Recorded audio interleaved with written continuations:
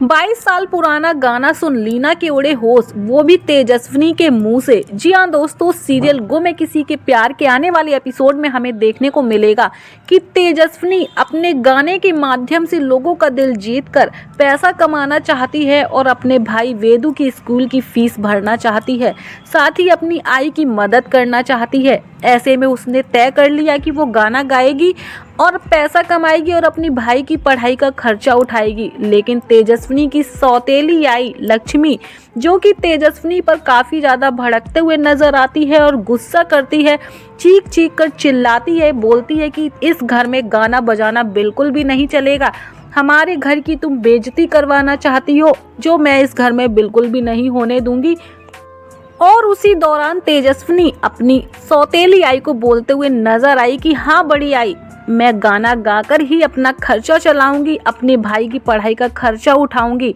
उसी दौरान मुक्ता बोलते हुए नजर आती है तेजस्विनी को कि बेटा तुम घर में रहकर गाना नहीं गा सकती, तुम बाहर जाकर गाना गाओ। फिलहाल तो अपनी आई की बात सुनकर तेजस्विनी का दिल मानो बैठ जाता है, बहुत ही ज़्यादा टूट जाती है अंदर से और उसको लगता है कि आखिर अब वो करे तो करे क्या।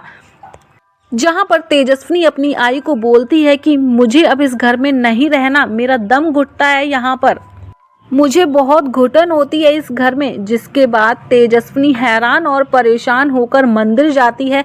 मंदिर में वो भगवान जी के सामने बोलती है कि भगवान जी, मैं अपनी आई की मदद करना चाहती हूँ, अपने भाई की पढ़ाई का खर्चा उठाना चाहती हूँ, मुझे समझ नहीं आ रहा कि मैं करूँ तो क्या करूँ।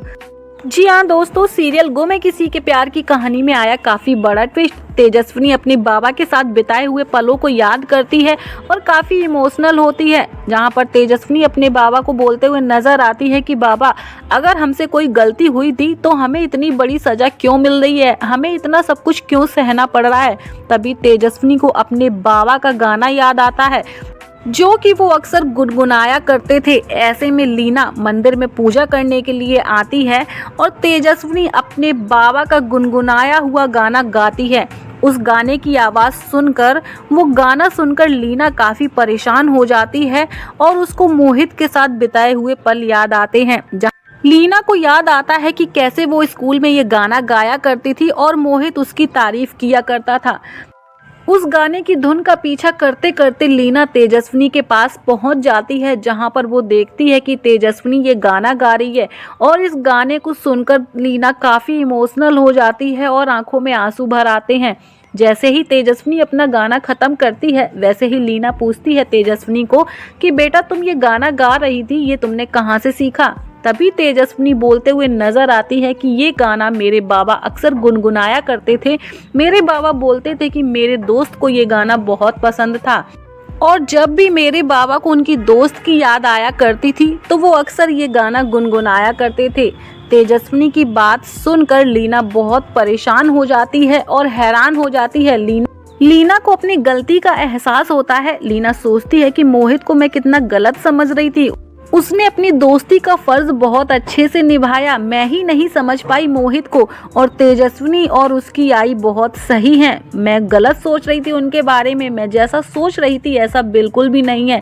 फिलहाल तो 22 साल पुराना गाना सुनकर लीना के मन में तेजस्विनी के लिए थोड़ा प्यार जाग उठा। फिलहाल तो आपको क्या लगता है, क्या अब लीना तेजस्विनी और नील के रिश्ते को स्वीकार कर लेगी?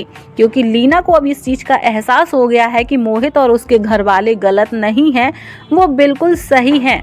क्या लीना बदल देगी अपना फैसला, करवा देगी नील और तेजस्विनी की शादी? आप सबका क्या कहना है इस कहानी को लेकर? फिलहाल तो कहानी काफ़ी ज़्यादा दिलचस्प होने वाली है। आगे की कहानी क्या है ये जानने के लिए हमारे चैनल थर्ड आई को ज़रूर सब्सक्राइब कर लीजिएगा। वीडियो अच्छा लगा हो तो लाइक कमेंट शेयर ज़रूर कीजिएगा। मिलती हूँ गाइज आपसे नेक्स्ट वीडियो के साथ।